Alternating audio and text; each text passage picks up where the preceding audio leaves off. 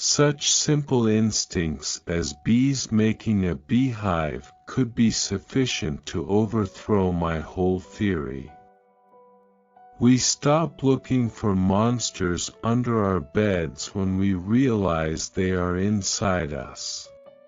Our descent, then, is the origin of our evil passions. The devil under form of baboon is our grandfather. What wretched doings come from the ardor of fame! The love of truth alone would never make one man attack another bitterly. It is necessary to look forward to a harvest, however distant that may be, when some fruit will be reaped, some good effected. It is difficult to believe in the dreadful but quiet war lurking just below the serene facade of nature. The expression often used by Mr. Herbert Spencer of the survival of the fittest is more accurate, and is sometimes equally convenient. I have tried lately to read Shakespeare, and found it so intolerably dull that it nauseated me. Often a cold shudder has run through me, and I have asked myself whether I may have not devoted myself to a fantasy. We stop looking for monsters under our beds when we realize they are inside us.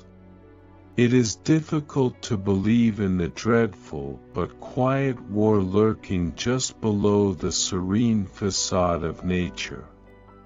We are not here concerned with hopes or fears, only with truth as far as our reason permits us to discover it.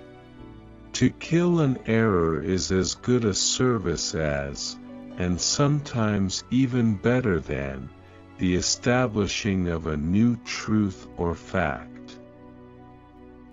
We are not here concerned with hopes or fears, only with truth as far as our reason permits us to discover it. We are not here concerned with hopes or fears, only with truth as far as our reason permits us to discover it.